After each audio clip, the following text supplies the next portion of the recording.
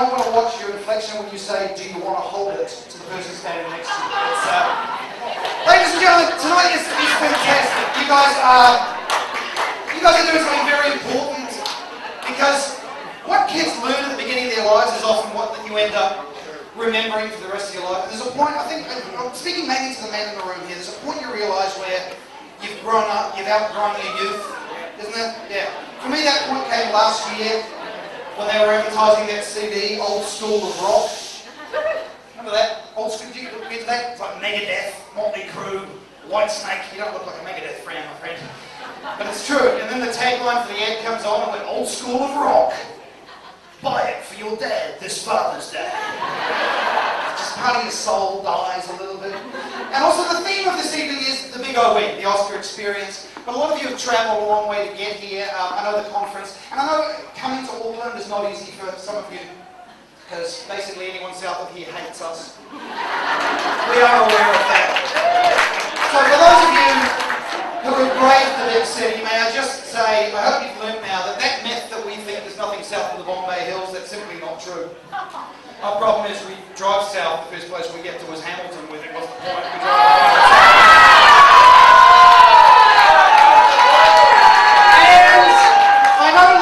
conference was in Christchurch, and I hope we're living up. Christchurch, fantastic city. Where was the Christchurch contingent tonight? Anyone from down there? Yeah. Christchurch keeps growing, mainly because your one-way system's so complicated. People drive in and they can't get out.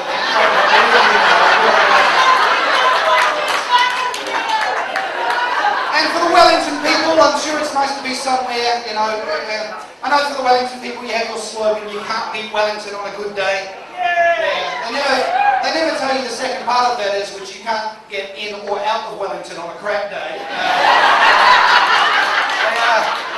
They are planning to do a boobs on bikes parade in Wellington. One of those things is going to go horizontal and hurt somebody. I'm not sure which way. And for those of you, I know there's a few who have travelled internationally. I mean, travel is very much a broadening experience. I actually flew back from Melbourne this morning, and it's not as easy as it used to be, you know. Has anyone been tested for the random explosives bag testing? They do that? Yeah. It's real random, isn't it? They keep saying, oh, it's very random, completely random. And then they announce the passenger list that they want to test. Ram Prakash, Ahmed, Mustafa, and I swear to God this is true, and O'Reilly. And there's one really angry Irish guy going, oh, for God's sake, I thought we were all... Because I'm not originally a New Zealander. I come from a mixed parentage. My mother was Canadian Baptist. My father was Northern Ireland Protestant. So if you heckle me, I'm not sure whether to pray for forgiveness or blow your car up. It instilled in me a real love of the music of various cultures. Canadian music had a bad reputation for a long time, mainly thanks to Bryan Adams. True. What you may not know is that a lot of the songs you actually know and love were originally Canadian folk tunes. They've been handed down generation to generation. So here's a couple of the original versions before the words got changed.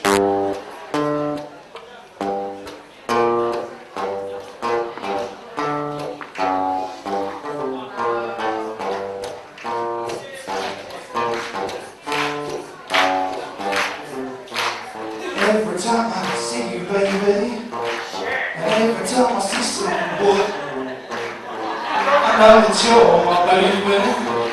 I know that you can do me good, 'cause you're a diva. Diva all through the night. Diva! Short song for our jobs to get to. Been working so hard, looking down at the lumberjack yard. Look outside, what do I see? A big animal looking at me.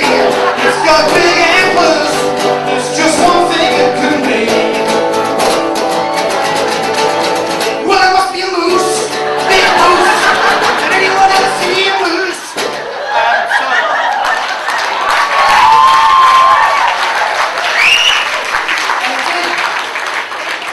It did instill in me a real love of Irish music too. Have you got Irish in? You got Irish people in tonight? Good on you. I mean real Irish music too, not the chords. The cause is genetic engineering gone horribly wrong. I've been to Elwood, there aren't 3 girls there that look like that, trust me. It's, and I mean that, by the way, with all due respect to genetic engineering. I know we're a very clean, green country, but I honestly think GE is going to bring us some great things. There's a scientist in California has announced that he's now able to take the ovaries from a rhesus monkey and implant them into infertile human females. Yeah, I know, that was my response at first too. But think how simple that's going to make the dating process. Ladies will know if you're horny because your asses will swell up and turn pink. And if you're no good, you're allowed to throw feces at us. It's a win-win situation. But I mean the Irish music, stuff with incredibly beautiful melodies, but incredibly depressing lyrics. So the Irish went, that was a lovely tune, but my life is crap. Last time I saw you, that was the end.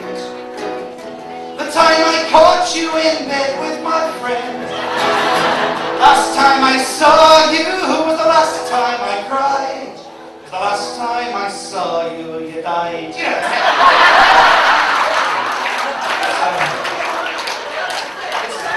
instead all the rebel-rousing pub anthems. You know, we walked down an alleyway in the rain. We shot around, I'll never walk again. That's true in English. We don't write songs with that kind of passion in this country. I've been trying to write a classic Kiwi love song for years. It's hard, because you can't make it romantic if you write it genuinely about the way we do meet as couples. This is as close as I've got. It's late in the morning, wondering what clothes to wear. I hear someone snoring. Realize someone's there.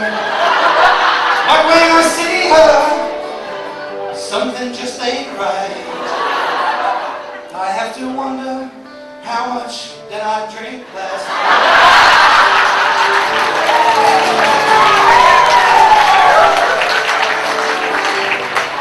I remember a party, bottle of wine I bought. I was funny and charming.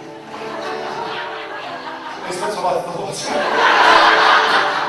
And I may not have picked her up if there'd been more light. So you see, it's not as romantic or